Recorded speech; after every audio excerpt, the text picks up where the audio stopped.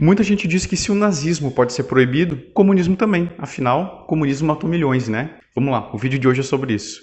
Um dos livros base do nazismo, Minha Luta, que o Hitler escreveu na década de 20, ali está muito clara a ideologia racista em defesa da superioridade da raça ariana, a suposta inferioridade da raça judaica e a necessidade da limpeza social. E essa coisa toda. Nada disso, eu insisto, nada disso é encontrado em um dos livros base da ideologia comunista, que é o Manifesto Comunista, do Marx e Engels, escrito quase 80 anos antes. O que o comunismo prega, na teoria, por exemplo, é a eliminação das classes sociais. É a ideia de que o sistema ideal é aquele em que todos são trabalhadores e que não haveria uma burguesia improdutiva governando e sugando o dinheiro de uma massa de trabalhadores produtivos. Na teoria, é isso. Na prática, a gente sabe, todo mundo conhece, houve abusos. Eu vou pegar dois exemplos que vocês me trouxeram. Os campos de concentração do Stalin na União Soviética e a grande fome do Mao na China. Nesses gulags, Stalin perseguiu, condenou e executou, em números absolutos, os membros do próprio Partido Comunista.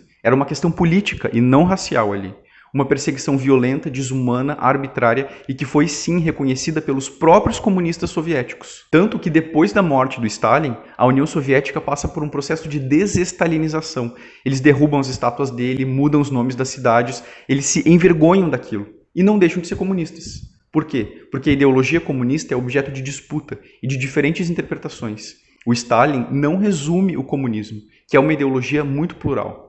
Exemplo 2. O período da Grande Fome, do Mao, se mostrou um desastre, mas não foi intencional, como foram os campos de concentração nazistas. Mao matou, sim, muitos camponeses, e ainda tem a Revolução Cultural, que perseguia, ofendia, humilhava publicamente as pessoas, todo mundo era acusado de ser anticomunista. Depois da morte do Mao, o que aconteceu? Os responsáveis foram presos, inclusive a esposa do Mao. Por quem? Pelos líderes do próprio Partido Comunista Chinês. Os próprios comunistas rejeitaram aquilo, mudaram a política. De novo, percebam como o comunismo é amplo e sujeito a vários entendimentos, a várias interpretações. Diferente do nazismo, você não encontra nazistas democráticos ou libertários ou nazistas humanizados, mas você encontra, dentro do comunismo, um amplo leque de interpretações, de teorias, de grupos que vão desde aos pró-Stalin e pró-Mao, ou anti-Stalin e anti-Mao. Partidos comunistas participam do jogo democrático no mundo inteiro. Muitas das conquistas trabalhistas, como o direito de greve, salário mínimo e jornada limitada, aconteceu em razão de partidos mais à esquerda que se mobilizavam nas cidades, nas fábricas, na Europa e no Brasil, desde o final do século XIX.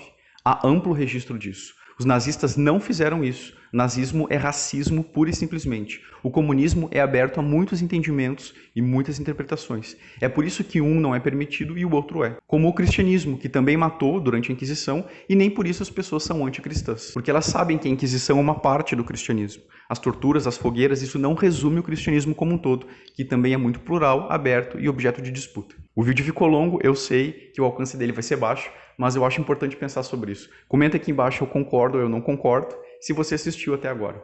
Me segue aqui para mais conteúdos de história. Um beijo.